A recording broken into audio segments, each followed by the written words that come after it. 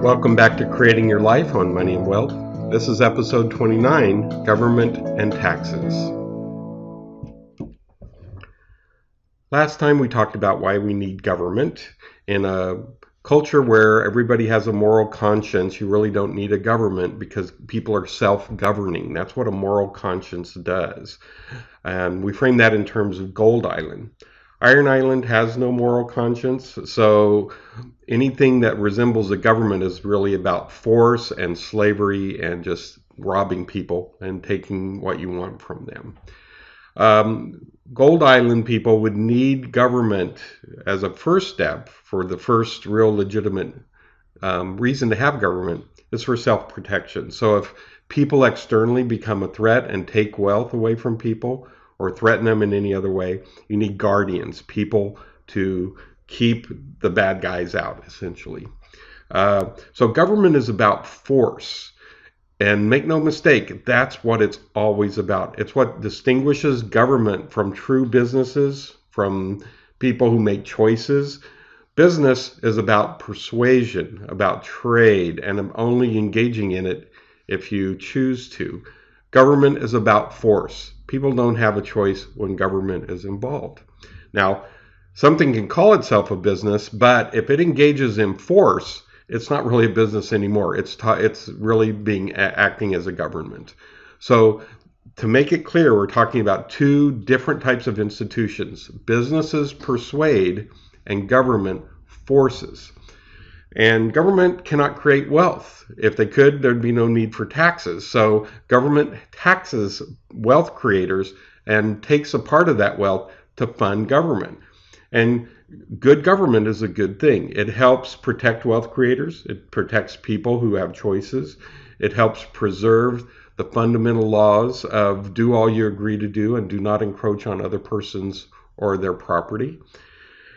So taxes come into play. And what are taxes like? Well, let's first talk about the types of taxes there are. There are such things as consumption taxes, meaning taxes on goods and services.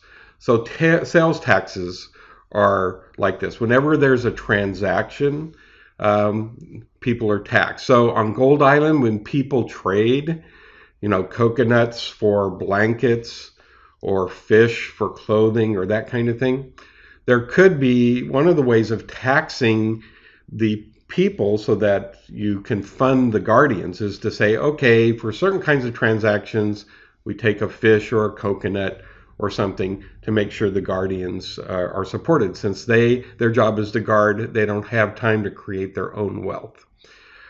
So consumption tax is one way of doing it based on transactions. Production taxes are also a type of tax, but these aren't taxes on goods and services. This is taxes on income. So one way of saying it is that if somebody catches 10 fish, one fish would go to the guardians, for example. Trading labor, in modern terms, it's in form of wages, but they're trading their labor and getting taxed on that. There's also such things as capital gains taxes and estate taxes. These are stretching the definition a bit, but they're kind of production taxes. There's also property taxes, taxes on real estate and such things. But generally speaking, consumption and production taxes are the two main types of taxes most people are familiar with. So in some cultures, and there was a time in the United States, for example, you could have an income, but the income wasn't taxed at all. Taxes only came out of consumption or property taxes. Income taxes, capital gains taxes, estate taxes, things like that came later. But the question arises when you talk about different kinds of taxes, are there such things as good taxes or bad taxes? There are going to be taxes. If you want government to exercise legitimate things that only government really should be authorized to do, then you need government and you need to fund it somehow.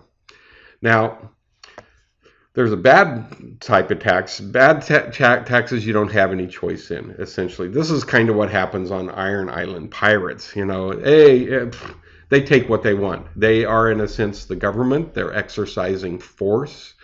They take what they want. Um, you're entering the realms of slavery when you work and somebody takes more than half of what you take. You're essentially working for somebody else. And in this case, it's going to people who probably don't do any work. They just live off your slave labor. So that's one example of where taxes can be bad. It's not our purpose to go too much into this now. We'll cover it in a later topic. But let's talk about some of the ways of identifying good taxes. If it's a good taxes have certain characteristics.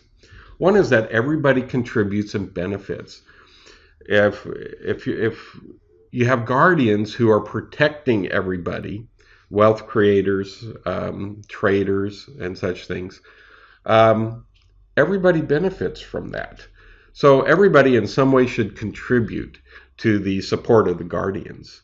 Now, sometimes it could apply to everybody, but if you were to have something like a bridge that was created and you need to have people continually improve it and keep it up to date, then maybe you have a toll which would only apply to a select population, those who use the bridge. But generally speaking, if what government does directly benefits you, you should be contributing. And that should be equal in a way where people don't feel like they're being unfairly taxed. People getting taxed have a say in the tax. We have a say in the type of taxes that are done, how much the taxes are, and that kind of thing. In a democracy, or in the case of the United States, originally founded as a constitutional republic, people had some input in what their representatives would do in creating taxes. So as long as people have a say in that, that means it's probably a good tax. The extent to which people don't have a say, now you're starting to cross a line into a bad tax. Consumption taxes allow those with more to pay. Consumption taxes tend to be good taxes in the sense that you can decide. People with a low skill level, they're less capable of doing certain things or providing for themselves. You can make sure some of the basics of sustaining life aren't taxed. Food, clothing, shelter, and such things. But as people have more income and they can get more luxurious items to them, those things can be taxed. And then that way they end up paying more because they have a choice still. If they want to choose to buy a luxury yacht, okay, the tax is higher on a luxury yacht, and you pay the tax if you want that. So that becomes a different way where different people may be taxed in different ways, but it's based on how much wealth they generate and how they choose to spend it. So consumption taxes in this sense can be good. Production taxes can be good as long as they're always equal or less than the majority of what's produced. If somebody catches 10 fish, taking one or two of those fish to support the guardians or whatever government is formed is a good thing. But if the people in government start taking, 5 or more of those fish, probably it's getting to a point where it's not a good tax. Now you're starting to do kind of what Iron Island is. This is what pirates do. They take a majority of what you do. You get enough to sustain. You get to do the work. They get supported by it. And there's one more thing to think about a good tax. Those who live off taxes do not pay taxes. And this is a little bit more of a challenging idea, but it's an important one. If you're going to have a society that generates wealth, if you're going to have a society that makes it really clear that wealth creators, that's where taxes come from, it's important. The guardians in Gold Island, they wouldn't pay tax because they're not creating wealth. Why would you do that?